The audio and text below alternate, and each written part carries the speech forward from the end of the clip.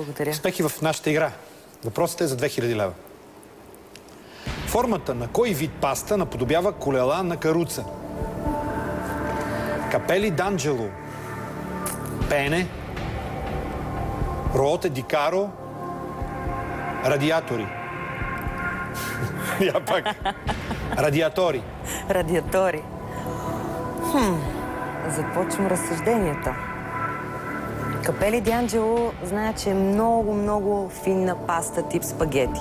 Ако не се лъжа, това са най-финните спагети, които се казват ангелска коса. Капели ди Анджело. Пенето е така с друга форма. Руоте ди Каро и радиатори. Радиатори малко ми звучи като радиатори. И на мене.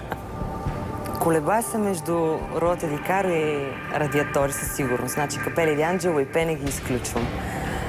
Опитвам се Руоте ди Каро да си го преведа.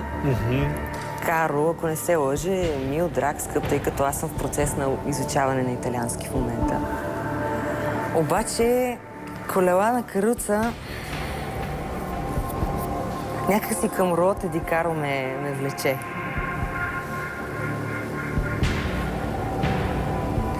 Да, Руоте ди Каро. Тази радиатор нещо. Отговорът е Руоте ди Каро. Да видим. Руоте ди Каро. Капели Данджело, абсолютно, както ти ни го обясни. Ангелските много близо до нашото фиде. Пенето една като тръбичка. Да, те са като тръбички. Спасени. Радиаторчетата наистина може да ги преведем като радиаторчета. Нали няма паста радиатори? Да. Верен отговор, Руоте ди Каро.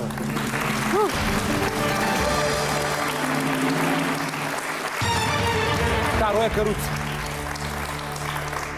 Ти спомена, че си на италианска вълна и прекарваш доста време в Италия. Каква е причината да се задържаш толкова време там? Каква може да е причината? Освен мъж, разбира се. Кой е този? Приятеля ми е италянец и той е най-добрият италиански спринтьор. Един от най-добрите спринтьори в Европа изобщо.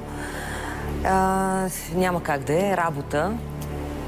Сега ще изненадаме с една снимка. Нека да видим ваша снимка и да ни кажеш как се казва, какви са му постиженията. Така, къде сте тук? Кое е езерото отзад или е море? Това е море, значи това е Таормина в Сицилия. Да, наистина тази година за първи път бях в Сицилия и е невероятно. Там е едно от най-хубавите места. Страхотно е, много.